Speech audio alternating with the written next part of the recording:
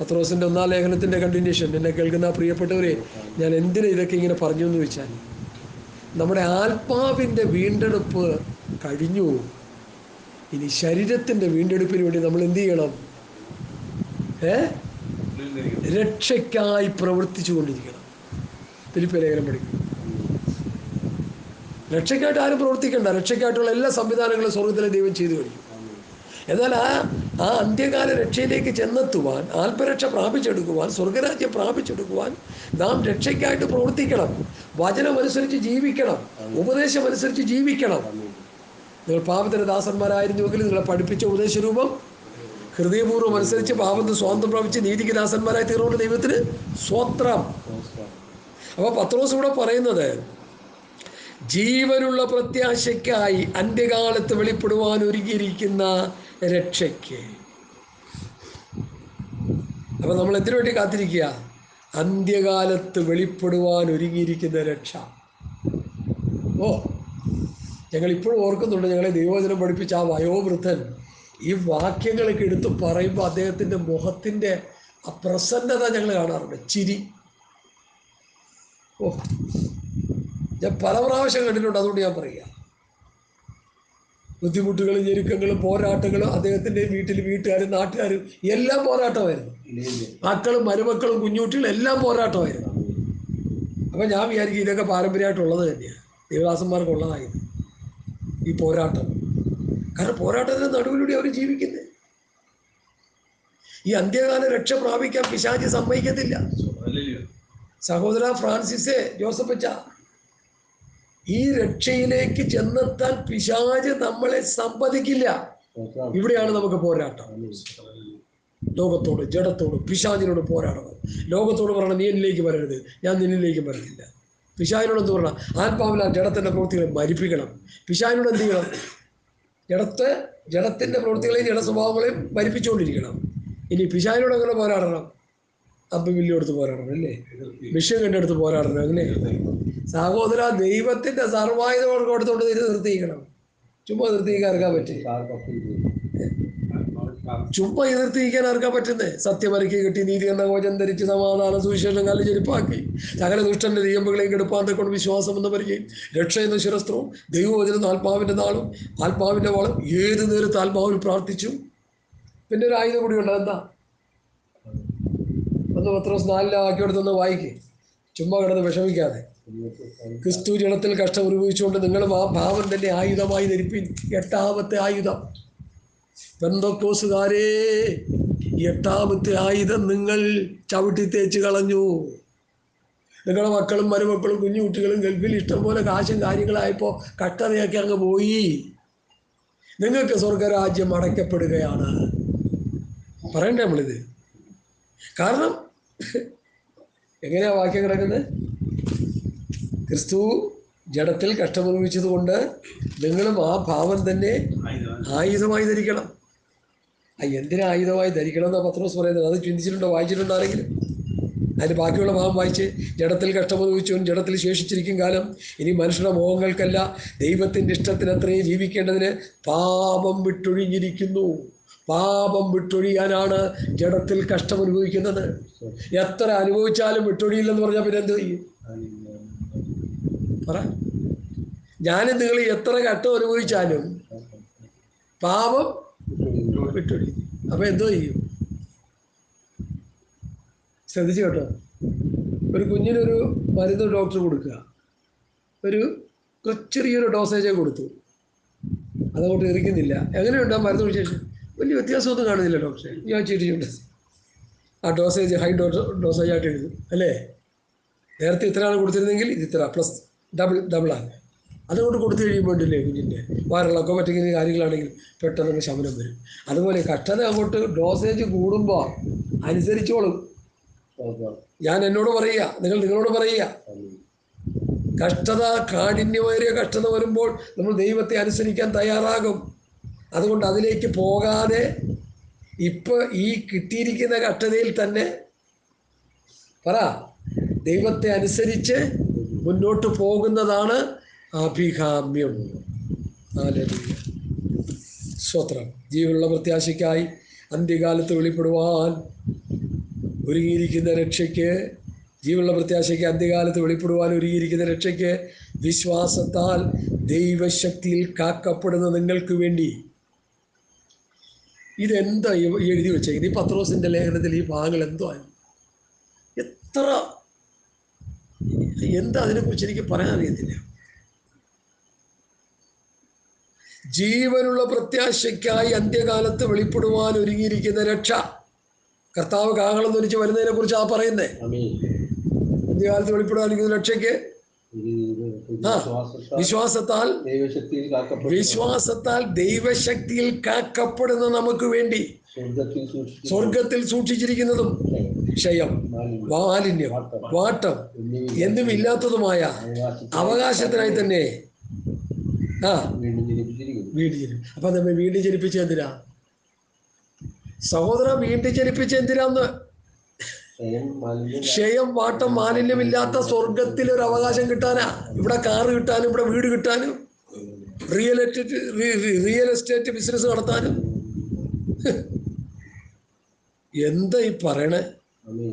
നരകത്തിന്റെ സന്ദേശമല്ലേ അത്? ക്ഷയം, വാട്ടം, മാലിന്യമില്ലാത്ത രൂപാന്തര ശരീരം. ഈ ശരീരത്തിന് എന്തുണ്ട്? ക്ഷയമുണ്ട്. ഈ ശരീരത്തിന് എന്തുണ്ട്? വാട്ടമുണ്ട്. ഈ ശരീരത്തിന് എന്തുണ്ട്? മാലിന്യമുണ്ട്. ഇതൊന്നും രൂപാന്തര ശരീരത്തിനില്ല.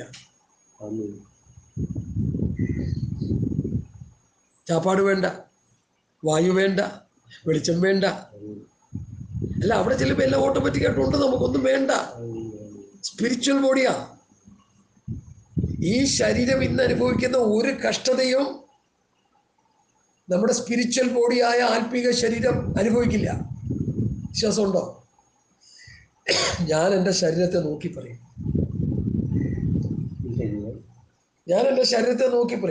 നിനക്കേ ഒരു ട്രാൻസ്ഫോർമേഷൻ കിട്ടാനുണ്ട്, രൂപാന്തരം. ഇപ്പം എന്തുണ്ട്? ഇപ്പം രോഗവും കഷ്ടതയും ബുദ്ധിമുട്ടും ഞെരുക്കവും ഷുഗറും അതും ഇതുമൊക്കെ കയറി ഇങ്ങനെ പ്രയാസപ്പെട്ടുകൊണ്ടിരിക്കുക. പക്ഷെ നിനക്കൊരു ട്രാൻസ്ഫോർമേഷൻ, ഒരു രൂപാന്തരം കിട്ടാൻ പോവുക. അതുകൊണ്ട് സമാധാനത്തിൽ ഇരുന്നോ, പേടിക്കണ്ട. നിനക്കൊരു രൂപാന്തര ശരീരം കിട്ടാൻ പോവുക, തേജസ്സിൻ്റെ ശരീരം കിട്ടാൻ പോവുക. നമ്മൾ വെളിപ്പെടുവാനുള്ള തേജസ് വിചാരിച്ചാൽ റോമർ 8:16 മുതൽ എടുത്ത് വായിച്ചേ. റോമർ 8:16 മുതൽ എടുത്ത് വായിച്ചേ. പെട്ടെന്ന് വായിച്ചേ, പടപടേന്നൊന്ന് വായിച്ചേ. റോമർ 8:16 മുതൽ. നിങ്ങൾ വായിച്ചില്ല, ഞാൻ വായിക്കും, കുഴപ്പമൊന്നുമില്ല. നാം ദൈവത്തിൻ്റെ മക്കളെന്ന് ആത്മാവ് താനും നമ്മുടെ ആത്മാവോടുകൂടി സാക്ഷ്യം പറയുന്നു. നമ്മിൽ വെളിപ്പെടുവാനുള്ള തേജസ് വിചാരിച്ചാൽ ഈ കാലത്തിലെ കഷ്ടങ്ങൾ സാരമില്ല എന്ന് ഞാൻ എണ്ണുന്നു. വെളിപ്പെടുവാനുള്ള തേജസ് 8:18 അതല്ലേ? ഏതാ വായിച്ചത്? നമ്മൾ വെളിപ്പെടുവാനുള്ള തേജസ് വിചാരിച്ചാൽ ഈ കാലത്തിലെ കഷ്ടങ്ങൾ സാരമില്ല എന്ന് ഞാൻ എണ്ണുന്നു. വെളിപ്പെടുവാനുള്ള തേജസ്. എന്താ ഈ തേജസ്? തേജസ്സിന്റെ ശരീരം, രൂപാന്തര ശരീരം, കഷ്ടതയില്ലാത്ത ശരീരം, കണ്ണുനീരില്ലാത്ത ശരീരം, ദുഃഖമില്ലാത്ത ശരീരം, മുറവിളിയില്ലാത്ത ശരീരം, മരണമില്ലാത്ത ശരീരം. മനുഷ്യൻ ഏറ്റവും ഭയക്കുന്ന ഒരവസ്ഥയാണ് മരണം. സകല ജാതി മതസ്ഥരും മരണത്തെ ഭയക്കുന്നുണ്ട്. മരണത്തെ ഭയമില്ലാത്ത ഒരു ഗ്രൂപ്പേ ഉള്ളൂ. അതാരാന്നറിയാമോ? ആരാന്ന് പറ? എബ്രായലേഖനം വായിക്കും. വീണ്ടും ജനിച്ചുകൊണ്ടൊന്നും ആയില്ല. വീണ്ടും ജനനം പ്രാപിച്ച് സ്ഥാനപ്പെട്ട് അച്യുതാംശയം പ്രാപിച്ച് വിശുദ്ധിയിൽ വേർപാട് ജീവിക്കുമ്പോഴേ ആ മരണഭീതി നമ്മളിൽ നിന്ന് മാറിപ്പോകത്തുള്ളൂ. 2:14 മക്കൾ ജഡരക്തങ്ങളോട് കൂടിയവർ ആകൊണ്ട് അവരെപ്പോലെ ജഡരക്തങ്ങളോട് കൂടിയവരായി മരണത്തിൻ്റെ അധികാരിയായ പിശാചിനെ തൻ്റെ മരണത്താൽ നീക്കി ജീവപര്യന്തം മരണഭീതിയിൽ അടിമകളായിരുന്നവരൊക്കെയും വിടുവിച്ചു.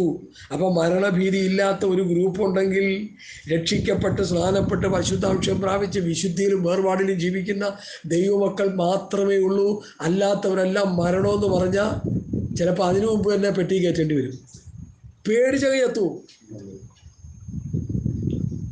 ഞാൻ ഈ വചനങ്ങളൊക്കെ വായിച്ചു വന്നപ്പോൾ നമുക്ക് മരണത്തെ വെല്ലുവിളിക്കാനുള്ള പ്രത്യാശ കർത്താവ് തന്നിരിക്കുക.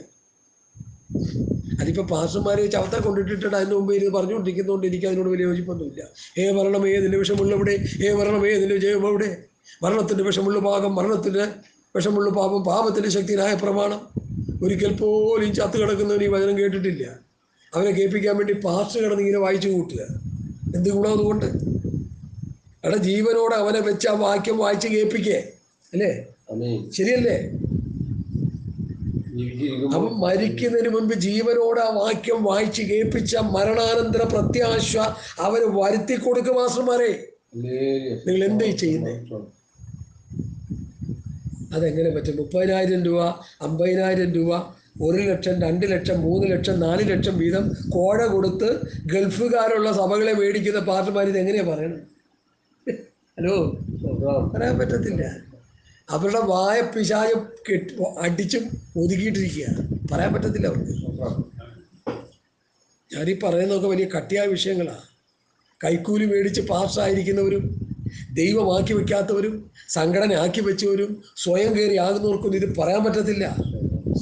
ദൈവമാക്കി വെച്ചവർക്ക് ഇത് പറയാൻ പറ്റത്തുള്ളൂ. അതുകൊണ്ടാണ് ഞാൻ ധൈര്യമായിട്ട് പറയുന്നത്. നമ്മൾ മരണഭീതി മാറിയവരാണെന്ന് വിശ്വാസികൾക്ക് ബോധ്യം വരുത്തി കൊടുക്കണം. ക്ഷയം, വാട്ടം, മാലിന്യമില്ലാത്ത നല്ലൊരവകാശത്തിനായി നമ്മെ വീണ്ടും ജനിപ്പിച്ചിരിക്കുന്നു എന്ന് വിശ്വാസികളെ പറഞ്ഞ് പഠിപ്പിക്കണം. അങ്ങനെ പഠിക്കാൻ കഴിയുന്നെങ്കിൽ വിശ്വാസികൾ വായിച്ച് പഠിക്കണം. ഇത് അതിനായി പ്രസംഗിക്കുന്നത്. എന്നോടൊരു അച്ചായൻ പറഞ്ഞു, പാസ്റ്റർ ഈ പാസ്റ്ററുടെ സന്ദേശം ഒരു 3-4 ഗ്രൂപ്പുകൾ കൂടി ഞാൻ ഇടുന്നുണ്ടെന്ന് പറഞ്ഞു. ഇടാനായിട്ട് ഞാൻ അതിൻ്റെ ഇത് അയച്ചു തരാമെന്ന് പറഞ്ഞു. ഇട്ടോളാൻ പറഞ്ഞു. തന്നെ ഇട്ടോക്കാന്ന്. ഞാൻ പറഞ്ഞു ഇട്ട് കൊടുക്കാമെന്ന് പറഞ്ഞു. കേൾക്കുന്നവർ കേൾക്കട്ടെ. വചനം കേൾക്കുന്നതിനെ കുറിച്ച് വേറെ ദിവസം എന്താ പഠിപ്പിച്ചേക്കുന്നത്? ചെവിയുള്ളവൻ കേൾക്കട്ടെ. ഇതൊക്കെ 1000 പ്രാവശ്യം കേട്ട കാര്യങ്ങളാണ്. ചെവിയുള്ളവൻ കേൾക്കട്ടെ. ചെവിയുള്ളവൻ കേട്ടാൽ മതി. ചെവിയില്ലാത്തവന് കേൾക്കാൻ പറ്റൂലല്ലോ. പിന്നെ ആ ചെവി എന്നുള്ള സ്ഥാനത്ത് മനസ്സെന്നാണ് ഓർക്കേണ്ടത്. മനസ്സ് വെച്ച് കേൾക്കണമെന്നാ. മനസ്സുണ്ടെങ്കിൽ കേട്ടാൽ മതി എന്നാ. ഇല്ലെങ്കിൽ റിജക്റ്റ് ചെയ്ത് കളഞ്ഞേക്ക്, ഡിലീറ്റ് ചെയ്ത് കളഞ്ഞേക്ക്. നിന്നെ പിന്നെ നരകത്തിൽ കാണുള്ളൂ. മനസ്സിലായോ? ക്ഷയം, വാട്ടം, മാലിന്യമില്ലാത്ത നല്ലൊരവകാശത്തിനായി വീണ്ടും ജനിപ്പിച്ചിരിക്കുന്നു. സ്വർഗീയ പിതാവ് തൻ്റെ പുത്രനിലൂടെ നമുക്കൊരു വീണ്ടും ജനന അനുഭവം തന്നത് ഈ ലോകത്തിൻ്റെ കാറും വീടും ലോറിയും ലോകത്തിൻ്റെ ഭൗതികം വാങ്ങി അനുഭവിച്ച് മിസ്റ്റർ KP യോഹന്നാൻ പോയതുപോലെ നരകത്തിൽ പോകാനല്ലെന്ന്. അപ്പൊ നിങ്ങൾ പറയും, പാസ്റ്റർ ഇതിത്ര തറപ്പിച്ച് പറയേണ്ട കാര്യം എന്താണ്? അപ്പൊ ഞാൻ പറയും, നിർമ്മലമായ ദൈവവചനം പ്രസംഗിച്ചുകൊണ്ടിരുന്ന 2-3 പതിറ്റാണ്ട് ഈ ഭക്തന്റെ ജീവിതത്തിലുണ്ടായിരുന്നു. അതിനുശേഷം മറിയപ്പെട്ട സുവിശേഷമാണ് പ്രസംഗിച്ചത്. അതിനുശേഷം മറ്റൊരു സുവിശേഷം, മറ്റൊരു ആത്മാവ്, മറ്റൊരു ക്രിസ്തു എന്ന നിലയിലേക്ക് പോയി. അവസാനം മരിക്കുന്നതിന് മുമ്പ് ഈ മനുഷ്യനെ കാണുമ്പോൾ കടിഞ്ചുവപ്പുള്ള വസ്ത്രവും കയ്യിൽ അംശമുടിയും പാമ്പും കുഞ്ഞും, പിന്നെ ഒരു ചുമന്ന തുണി കൊണ്ട് കുരിശ് വല്ലവൻ്റെ തലയുടെ മണ്ടയിൽ അടിക്കുന്ന ഒരു അവസ്ഥയിലേക്ക് ഞാൻ കാണാൻ തുടങ്ങി. അപ്പൊ ഞാൻ മനസ്സിലാക്കി, അയ്യോ എൻ്റെ സാറ് പോയല്ലോ. എൻ്റെ സാറ് ദൈവകൃപ പോയി. എങ്ങോട്ട് പോയി? പോകേണ്ടടുത്ത് പോയി. ഞാൻ ആരെ അവഹേളിക്കാം? ഉള്ളതുപോലെ പറയുക. നിങ്ങൾ ചിന്തിച്ചോ? ആദ്യ വിശ്വാസം അവസാനത്തോളം മുറുകെ പിടിക്കണം. ചുമ്മാ ഒന്നും കളി നടക്കത്തില്ല. എബ്രാഹിം 3-ാം അധ്യായം ഞാൻ വായിച്ചു കേൾപ്പിച്ചു തരാം. സഹോദരന്മാരെ, ജീവനുള്ള ദൈവത്തെ തേച്ചു കളയാതിരിക്കേണ്ടതിന് അവിശ്വാസമുള്ള ദുഷ്ടഹൃദയങ്ങളിൽ ആർക്കും ഉണ്ടാകാതിരിപ്പാൻ നോക്കുവിൻ. ഹല്ലേലൂയ. നിങ്ങൾ ആരും പാപത്തിന്റെ ചതിയാൽ കഠിനപ്പെടാതിരിക്കേണ്ടതിന് ഇന്നെന്ന് പറയുന്നിടത്തോളം നാൾതോറും അന്യോന്യം പ്രബോധിപ്പിച്ചുകൊള്ളുവീൻ. ആദ്യ വിശ്വാസം അവസാനത്തോളം മുറുകെ പിടിച്ചു കൊണ്ടാൽ നാം ക്രിസ്തുവേശുവിൽ പങ്കാളികളായി തീർന്നിരിക്കുന്നു. അപ്പോൾ ആദ്യ വിശ്വാസം മുറുകെ പിടിക്കാതെ തള്ളിക്കളഞ്ഞാൽ ക്രിസ്തുവേശുവിൽ പങ്കാളിത്തമില്ല. ഏത് ക്രിസ്തുവിൻ്റെ രാജ്യത്തിലെ പങ്കാളിത്തമാണ് നിനക്ക് കിട്ടാൻ പോകുന്നത്? പാസ്റ്റർ ഇങ്ങനെയൊന്നും പറയില്ലേ. ഇങ്ങനെ പറഞ്ഞാലല്ലേ വചനം പൂർത്തിയാകത്തുള്ളൂ, അല്ലെങ്കിൽ അപൂർണതയായി പോകത്തില്ലേ? ഇനി അടുത്ത എബ്രായത്തിലെ 3-ാം അധ്യായത്തിന്റെ വിഷയം തന്നെയാണ്. ഇന്ന് നിങ്ങൾ അവൻ്റെ ശബ്ദം കേൾക്കുന്നുവെങ്കിൽ മത്സരത്തിൽ എന്ന പോലെ നിങ്ങളുടെ ഹൃദയങ്ങളെ കഠിനമാക്കരുതെന്ന് പറയുന്നതിൽ ആരാകുന്നു കേട്ടിട്ട് മത്സരിച്ചവർ മിസ്രൈമിൽ നിന്ന് മോശം മുഖാന്തരം പുറപ്പെട്ടവർ എല്ലാവരുമല്ലോ 40 ആണ്ട് ആരോട് വൃദ്ധിച്ചു. പാപം ചെയ്തവരോടല്ലയോ അവിടെ ശവങ്ങൾ മരുഭൂമിയിൽ വീണുപോയി. എൻ്റെ സ്വസ്ഥതയിൽ പ്രവേശിക്കില്ല എന്ന് ആണയിട്ടത് അനുസരണം കെട്ടവരോടല്ലാതെ പിന്നെ ആരോടാകുന്നു? ഇങ്ങനെ അവിശ്വാസം നിമിത്തം അവർക്ക് പ്രവേശിപ്പാൻ കഴിഞ്ഞില്ല എന്ന് നാം കാണുന്നു. ദൈവം അവർക്ക് കൊടുത്ത ആത്മീക കനാനിൽ അക്ഷരിക കനാനിൽ അവിശ്വാസം നിമിത്തം അവിശ്വാസമുള്ള ഉണ്ടതുകൊണ്ട് അവിശ്വാസം അവസാനത്തോളം മുറുകെ പിടിക്കാത്തത് കൊണ്ട് ആ അവിശ്വാസം നിമിത്തം അവർക്ക് പ്രവേശിപ്പാൻ കഴിയും. ആരാണ് പ്രമാണങ്ങളെ മുറുകെ പിടിക്കുന്നത്? ഞങ്ങൾ വാക്കിനാലോ ലേഖനത്താലോ തന്ന പ്രമാണങ്ങളെ മുറുകെ പിടിക്കുന്നത് ആരാണ്? അവർക്കവിടെ ചെല്ലാം. അല്ലാത്തവർക്കോ ചെല്ലാൻ പറ്റത്തില്ല. ഞാൻ ചില കാര്യങ്ങൾ ഓപ്പണായിട്ട് തുറന്നുള്ളതുപോലെ പറയുന്നത് കൊണ്ട് ആരും ദുഃഖിക്കേണ്ട കാര്യമില്ല. അത് തെറ്റാണെങ്കിൽ തെറ്റാണെന്ന് തെളിയിക്കാൻ നിങ്ങൾക്ക് അതിനുള്ള സാവകാശമുണ്ട്. ഫാസി പറഞ്ഞതൊക്കെ തെറ്റാണ്, ഞങ്ങൾ ഈ പറയുന്നത് കേട്ടോളാൻ പറഞ്ഞാൽ എന്നാ പറഞ്ഞു കേൾക്കാം. പുസ്തകത്തിന് അനുകൂലിച്ചുകൊണ്ട് അല്ലെങ്കിൽ പുസ്തകത്തിൽ എഴുതിയിരിക്കുന്ന വ്യവസ്ഥപ്രകാരം നിങ്ങൾ പ്രസംഗിച്ചാൽ കേൾക്കണമല്ലോ. ഞാനല്ല ആരായാലും കേട്ടല്ലേ പറ്റൂ. അതുകൊണ്ട് എന്നെ കേൾക്കുന്ന പ്രിയപ്പെട്ടവരെ, പത്രോസ് എഴുതിക്കുന്ന ക്ഷയം വാട്ടം മാലിന്യമില്ലാത്ത നല്ലൊരു അവകാശം നമുക്ക് കിട്ടാനുണ്ട് കേട്ടോ. അളവുതൂൽ എനിക്ക് മനോഹര ദേശത്ത് വീണിരിക്കുന്നു. പഴയ നിയമത്തിൽ ഭക്തം പറയുക. ഇപ്പം നമ്മുടെ അളവുതൂൽ ഏതാ? വിദേശ രാജ്യങ്ങൾ, വിദേശ പണം, യൂറോ, ഡോളർ, കെനി, പിന്നെ വേറെന്തൊക്കെയാ? ഹല്ലേലൂയ, പൗണ്ട്, പിന്നെ റിയാല്, പിന്നെ അങ്ങനെ ഓരോ രാജ്യങ്ങളുടെ പണങ്ങൾ. ഇസ്രയേലിൻ്റെ പണം അതിന് നല്ല വിലയുള്ളതാണ്. വാരിക്കോരി കൂട്ടുകയാണ് അവർ. ആ ഭൗതികം സമ്പത്ത് വർദ്ധിപ്പിക്കുമ്പോൾ അതിൽ മനസ്സ് വെക്കരുതെന്ന് പഴയ നിയമം പറയും. സമ്പത്തുള്ളവരോട് വിറ്റ് ദരിദ്രം കൊടുത്തിട്ട് എൻ്റെ പിന്നാലെ വരാൻ പറയും.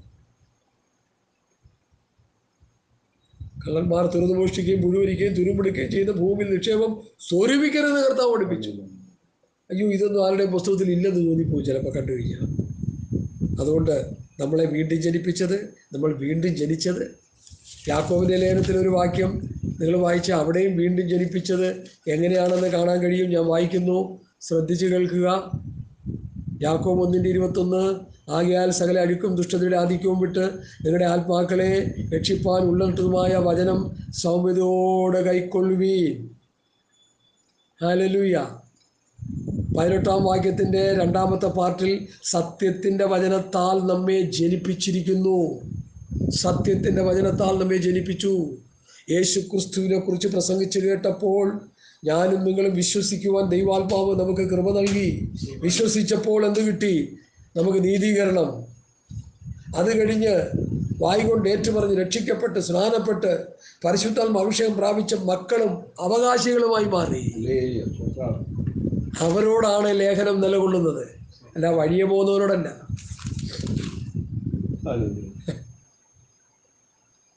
ഇനി അതിൻ്റെ 6-ാം വാക്യം തൊട്ടൊരു പഠനം, അത് ശ്രദ്ധേയമായ പഠനമാണ്, ശ്രദ്ധിച്ചു പഠിക്കേണ്ടതുമാണ്.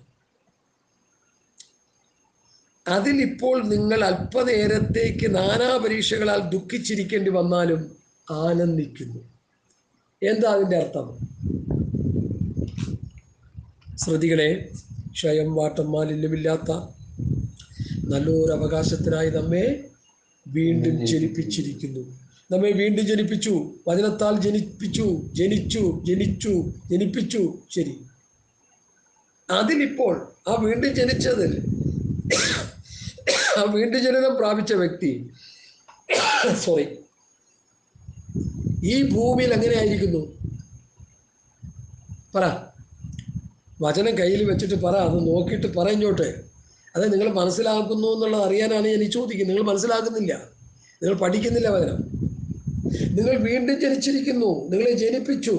ആ ജനിപ്പിച്ചതിൽ 6-ാം വാക്യം പഠിക്കുമ്പോൾ അതിലിപ്പോൾ അല്പനേരത്തേക്ക് നാനാ പരീക്ഷകളാൽ ദുഃഖിച്ചിരിക്കേണ്ടി വരുന്നു. അപ്പൊ വീണ്ടും ജനനം പ്രാപിച്ചവൻ, സ്വർഗരാജ്യത്തിലേക്ക് പോകാൻ ഇറങ്ങി തിരിച്ചവൻ, അവന് മുമ്പിൽ എന്താ ഉള്ള? ഇടുക്കമുള്ള വഴി, ഞെരുക്കമുള്ള വഴി. ഈ വഴി വളരെ ഇടുക്കം ഞെരുക്കം ആരിതു കടന്നിടുമോ? കൂട്ടുകാർ ചുരുക്കം, സഹായികൾ ചുരുക്കം, ആയതല്ലോ മോക്ഷ വഴി. കഷ്ടതകൾ തീർക്കുവാൻ, ബദ്ധന്മാരെ ചേർക്കുവാൻ പെട്ടെന്ന് യേശു വന്നിടാറായി. അപ്പൊ യേശുക്രിസ്തു വരുമ്പോഴേ ഈ കഷ്ടത മാറത്തുള്ളൂ. യേശുക്രിസ്തു വരുമ്പോഴേ ഇടുക്കം മാറത്തുള്ളൂ. യേശുക്രിസ്തു വന്നു കഴിയുമ്പോൾ ഈ രോഗങ്ങൾക്ക് പൂർണ്ണമായ ശമനം ഉണ്ടാകത്തുള്ളൂ. യേശുക്രിസ്തു വരുമ്പോഴേ ഒരു ദൈവവേദന്റെ പ്രശ്നങ്ങൾക്ക് മാറ്റം ഉണ്ടാകത്തുള്ളൂ. അതുവരെ ഈ പ്രശ്നം അവർക്കുണ്ട്. കർത്താവിന് ഈ പ്രശ്നങ്ങൾ ഉണ്ടായിരുന്നു. കർത്താവിനെ കുറിച്ച് പറയാം, രോഗശീലിച്ചവനായിരുന്നത്. അപ്പം നമുക്കെന്താ രോഗശീലിക്കാൻ പറ്റാത്ത? നമ്മളെന്തിനാ ഹോസ്പിറ്റലിൽ കിടന്ന് ഓടുന്നത്? ഓടിയിട്ട് വല്ല ഗുണമുണ്ടോ? ഈയിടയ്ക്ക് ഒരു വാർത്ത ചോദിക്കണ്ടായി, ഹോസ്പിറ്റലിൽ പോകുന്നത് നീ ചാകരുത്, കാരണം മരുന്ന് മേടിച്ച് ജീവിച്ചിരുന്നോളും. ഹോസ്പിറ്റലിൽ മരിച്ചു കഴിഞ്ഞപ്പോൾ ഡോക്ടർ പറയാം, ഒരു കാര്യം ചെയ്യും, പുള്ളി ചോദിക്കണേക്കാൻ കൊടുത്തേക്കാം, തിന്നാൻ കൊടുത്തേക്കാം.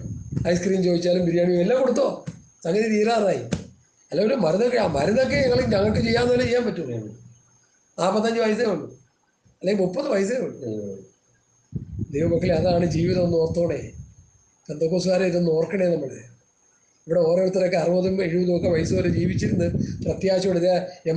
പാസ്റ്റർ PM ജോസഫ് IPCയിലെ കരുത്തനായൊരു പാസ്റ്റർ 86 വരെ ജീവിച്ചിരുന്നിട്ടാണ് മരിച്ചത്. ഞങ്ങളെ ദൈവവചനം പഠിപ്പിച്ച പാസ്റ്റർ CC ജോർജ് ചവണിക്കാമണ്ണിൽ 94 വയസ്സ് വരെ ജീവിച്ചിരുന്നാണ് മരിച്ചത്. മക്കളൊക്കെ അതിനു മുമ്പ് പട്ടുപോയി. ഈ ഒരു കാര്യം ഞാൻ പറയാൻ പോണേ, ശ്രദ്ധിച്ച് കേട്ടോണേ, വിഷമിക്കരുത്. അപ്പന്മാരുടെ കൈ മക്കളുടെ പെട്ടിയിൽ പിടിക്കാനിട വരരുത്.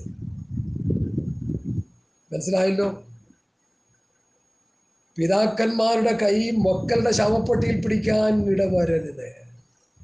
അത് ദുഃഖകരമാണ്. കാരണം എൻ്റെ വചനം പഠിപ്പിച്ച ദേവദാസൻ എനിക്ക് തന്നൊരു മുന്നറിയിപ്പ്, അത് പിടിച്ചു. പുള്ളിയുടെ കൈ പിടിക്കേണ്ടി വന്നു. മോൻ്റെ രൂക്ഷമായി അപ്പനോട് എതിർത്ത് നിന്നൊരു മകൻ. മനസ്സിലായോ? വലിയ വേദനയുണ്ട്. നമ്മൾ ഈ പത്യവചനം പറയുമ്പോൾ ഇതിനെ നിസ്സാരമായിട്ട് ആരും കാണരുത്. ഈ വചനം എന്താ?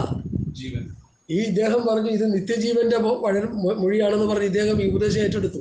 അങ്ങനെയല്ലേ വന്നത്? ചോദിച്ചു നോക്കി. അപ്പം അനേകർക്ക് ഇത് നിത്യജീവന്റെ മൊഴികളാ. രക്ഷിക്കപ്പെടുന്നത് നമുക്ക് ദൈവശക്തി, രക്ഷിക്കപ്പെടാത്തവനോ ക്രൂശിന്റെ വചനം നശിച്ചു പോകുന്നവർക്ക് മോക്ഷത്വം. രക്ഷിക്കപ്പെടുന്നത് നമുക്ക് ദൈവശക്തി, ഗോഡ്സ് പവർ. ദൈവത്തിന്റെ ശക്തി വചനത്തിലുണ്ട്. അതുകൊണ്ട് സഹോദരങ്ങളെ, അല്പനേരം ഈ ഭൂമിയിൽ നാനാ പരീക്ഷകളാൽ ദുഃഖിച്ചിരിക്കേണ്ടി വന്നാലും ആനന്ദിക്കാനുള്ള കൃപ പ്രാപിക്കണം.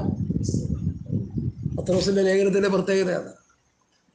നാനാ പരീക്ഷകളാൽ നമ്മൾ ദുഃഖിച്ചിരിക്കേണ്ട ഒരു കാര്യമൊക്കെ ശരിയാ, പക്ഷെ അതിൻ്റെ ഇടയിലും എന്തുണ്ട്? സന്തോഷമുണ്ട്. ഞാൻ ഈ കർത്താവിൻ്റെ ശിഷ്യന്മാരിൽ നിന്നാണ് ആ കാര്യം പഠിച്ചത്. അവര് കഷ്ടതയുടെ തീച്ചുള്ളിലൂടെ പോകുമ്പോൾ അവർക്ക് എന്തുണ്ടായിരുന്നു?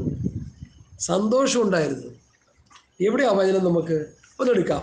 2 കൊരിന്ത്യർ ലേഖനം 6-ാം അധ്യായം നമുക്കെടുക്കാം. ബഹു സഹിഷ്ണുത 4 മുതൽ കേട്ടോ. ഞങ്ങളെ തന്നെ ദൈവത്തിൻ്റെ ശുശ്രൂഷകന്മാരായി കാണിക്കുന്നു. ബഹു സഹിഷ്ണുത, കഷ്ടം, ബുദ്ധിമുട്ട്, സങ്കടം, തല്ല്, തടവ്, കലഹം, അധ്വാനം, ഉറക്കളപ്പ്, പട്ടിണി, നിർമ്മലത, പരിജ്ഞാനം, ദീർഘക്ഷമ, ദയ, പരിശുദ്ധാത്മാവ്, നിർവ്യാജ സ്നേഹം, സത്യവചനം, ദൈവശക്തി എന്നിവയിലെ ഇടത്തും വലത്തും നീതിയുടെ ആയുധങ്ങൾ ധരിച്ചുകൊണ്ട് മാനാപമാനങ്ങളും ദുഷ്കീർത്തി സൽകീർത്തി അനുഭവിച്ചും, ചതിയന്മാരെന്നിട്ടും സത്യവാന്മാർ, ആരും അറിയാത്തവരെന്നിട്ടും എല്ലാവരും നല്ലവണ്ണം അറിയുന്നവർ, മരിക്കുന്നവരെന്നിട്ടും ഇതാ ഞങ്ങൾ ജീവിക്കുന്നു, ശിക്ഷിക്കപ്പെടുന്നവരെന്നിട്ടും കൊല്ലപ്പെടാത്തവർ. അടുത്ത വാക്യം ഒന്ന് വായിച്ചേ, 10-ാം വാക്യം, 2 കൊരിന്ത്യർ 6:10. എല്ലാവരും ഒന്ന് വായിച്ചേ വാക്യം. വായിച്ചേ. 2 കൊരിന്ത്യർ 6:10 ഒന്ന് വായിച്ചേ. ആകയാൽ അവസരം കിട്ടുമ്പോൾ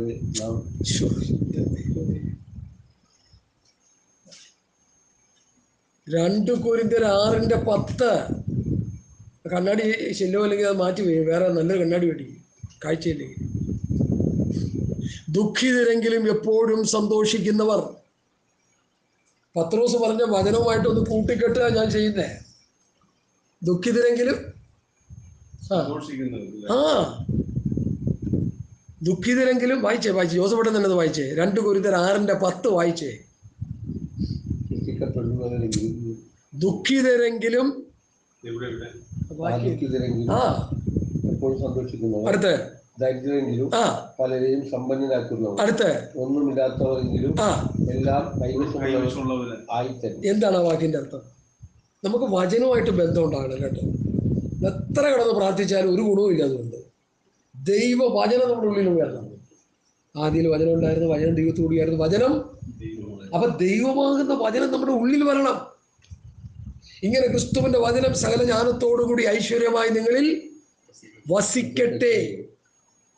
ദേവദാസന്മാരെ, വചനം ഉള്ളിൽ വസിക്കാനായിട്ട് നിങ്ങൾ ശ്രമിക്കേ. ചുമ്മാ കിടന്ന് പ്രാർത്ഥിച്ച് പ്രാർത്ഥിച്ച് തലയെറിഞ്ഞ് പ്രാർത്ഥിച്ച് നരകത്തിൽ പോവാതെ. സ്തോത്രം. പ്രാർത്ഥിച്ച് പ്രാർത്ഥിച്ച് നമ്മൾ ഒന്നും നേടാൻ പോണില്ല. ആവശ്യങ്ങൾ സ്വോത്രത്തോടെ ദൈവത്തോടെ അറിയിച്ചാൽ മതി. കർത്താവ് സമയം തന്നോളൂ. അതിന് പ്രാർത്ഥിക്കണ്ട. സ്വോത്രത്തോടെ കർത്താവേ വിഷയത്തിനായി സ്വോത്രം.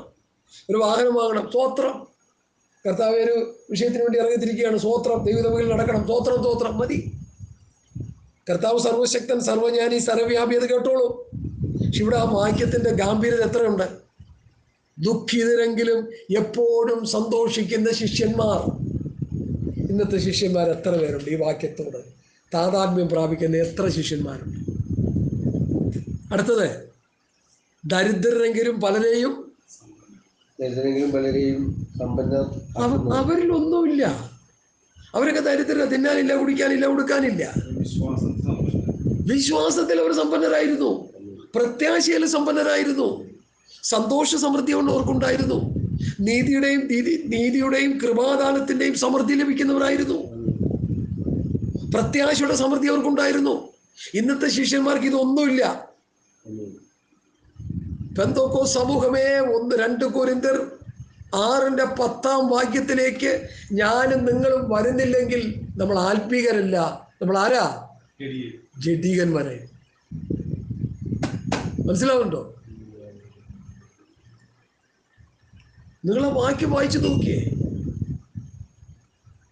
പത്രോസ് പറയുന്നു, ക്ഷേമപാഠം മാലിന്യമില്ലാത്ത നല്ലൊരു അവകാശത്തിനായി തന്നെ വീണ്ടും ജനിപ്പിച്ചിരിക്കുന്നു. അതിലിപ്പോൾ നിങ്ങൾ അല്പനേരത്തേക്ക് നാനാ പരീക്ഷകളാൽ ദുഃഖിച്ചിരിക്കേണ്ടി വന്നാലും ആനന്ദിക്കുന്നു. കാരണം എന്താ? ദുഃഖിതരെങ്കിലും എപ്പോഴും സന്തോഷിക്കുന്നവരാ ഞങ്ങൾ. അടുത്തേ, ദരിദ്രരെങ്കിലും പലരെയും. ഭൗതിക ദാരിദ്ര്യമുള്ള ഞങ്ങൾ ആത്മീക ദാരിദ്ര്യവാസികളെ സമ്പന്നരാക്കുന്നവരാണ്. ഇതൊക്കെ ഈ റൂട്ട് ബൈ റൂട്ടായിട്ട് കാര്യങ്ങൾ മനസ്സിലാകത്ത നമുക്കൊന്നും മനസ്സിലായിട്ടില്ല ഇതുവരെ. കാര്യം മനസ്സിലാക്ക്. ഇന്നത്തെ ഭൗതിക സമ്പന്നരായിട്ടുള്ള ആത്മീകർ, ശ്രദ്ധിക്കണേ, ഇതെല്ലാവർക്കും പിടിക്കുന്ന ദൂതല്ല. ആത്മീകമായി ഇവരെ പോലെ ദാരിദ്ര്യവാസികൾ ലോകത്ത് വേറെയില്ല. അവരെ സമ്മതിക്കത്തില്ല. അതാണ് ലവോദിക്കൻ പറയുന്നത്, ഞാൻ ധനവാൻ, ഞാൻ സമ്പന്നൻ, എനിക്കൊന്നിനും മുട്ടില്ല. ദൈവം അവരോടെന്ത് പറഞ്ഞു? നീ ദരിദ്രൻ, നീ നഗ്നൻ, നീ കുരുടൻ, നീ നിർഭാഗ്യവാൻ, നീ അരിഷ്ടൻ, നീ ഒരു ഗുണമില്ലാത്തവൻ. മനസ്സിലായില്ലേ? അതാണ് ബോധിക്കുക. കർത്താവിൻ്റെ വരവിന് മുൻപ് ഈ കാലഘട്ടത്തിലുള്ള ആത്മീക സമ്പന്നരെന്ന് അഭിമാനിക്കുന്ന അനാത്മീകരെ കുറിച്ച് പ്രതിപാദിക്കുന്ന ഒരു പഠനമാണ് വെളിപ്പാട് പുസ്തകം 3-ാം അധ്യായത്തിൽ എഴുതിയിരിക്കുന്ന ലവോദിക്കിയ. വാട്ട പരുവത്തിൽ കിടക്കുന്നു. വെള്ളം നല്ലോണം ചൂടായി, തിളച്ചില്ല. ലൂക്ക് വോം വാട്ടർ, തിളയ്ക്കാത്ത വെള്ളം, വാട്ടവെള്ളപ്പരുവം. വാട്ടപ്പുള്ളവരും കുടിച്ചാൽ എന്തിനു കൊള്ളാം? പറഞ്ഞ് വയറിളക്കാൻ കൊള്ളാം. അതാ കർത്താവ് പറഞ്ഞത്, ഇത് നിന്നെ വായിൽ നിന്ന് ഉമിണ് കളയും. നമ്മൾ പല്ല് വെച്ചോട്ടിരിക്കും, മുന്ന് കളയില്ലേ, തുപ്പിക്കളയില്ലേ, അതുപോലെ തുപ്പിക്കളയാവുന്ന അവസ്ഥയിൽ കിടക്കുന്ന ആത്മീയ കൊള്ളാം. ഞാൻ പണ്ടിങ്ങനെ ചിന്തിക്കുമല്ലോ, എന്തുകൊണ്ടിങ്ങനെ ഇത്രയും ആത്മീക ദാരിദ്ര്യവും ആത്മീക ജീർണതയും പുതിയ നിയമസഭയ്ക്ക് സംഭവിച്ചു എന്ന് ചോദിച്ചപ്പോഴാണ് ഈ വിഷയം ദൈവദാസം പഠിപ്പിച്ചത്. ഇത് അന്ത്യകാലം, ഇത് ലവോദിക്ക പീരീഡ്. ഇന്ന് കാണുന്ന ഈ ആത്മീയ കൂട്ടങ്ങൾ ഒരു ഗുണമില്ലാതെ കിടക്കുകയാണ്. ഇതിൻ്റെ ഇടയിൽ ഒരു ചെറിയ ഗ്രൂപ്പ് കിടപ്പുണ്ട്. അത് വെളിപ്പാട് പുസ്തകം 2-3 അധ്യായത്തിൽ കാണുന്നുണ്ട്. നീ സ്വതന്ത്രന്ന് നിനക്ക് അല്പമേ ശക്തിയുള്ളെങ്കിലും നിനക്ക് അല്പമേ ശക്തിയുള്ളൂ. എടുക്കുക, ആ വാക്യം എടുത്തത് വായിക്കാം. അത് വായിച്ചു വിട്ടുകൊണ്ട് അങ്ങനെ കഥയില്ല. നമുക്ക് ആ യാഥാർത്ഥ്യം മനസ്സിലാക്കി പോകാം. സമയം നമ്മുടെ മുൻപിലുണ്ടല്ലോ, അതുകൊണ്ടൊന്നും കുഴപ്പമില്ല. ഉണർന്നുകൊള്ളുക, ചാവാറായ ശേഷിപ്പുകളെ ശക്തീകരിക്കുക. ഞാൻ നിന്റെ പ്രവൃത്തി അറിയുന്നു, എൻ്റെ ദൈവത്തിൻ്റെ സന്നിധിയിൽ പൂർണ്ണതയുള്ളതായി കണ്ടില്ല. ഹല്ലേലൂയ, സ്തോത്രം.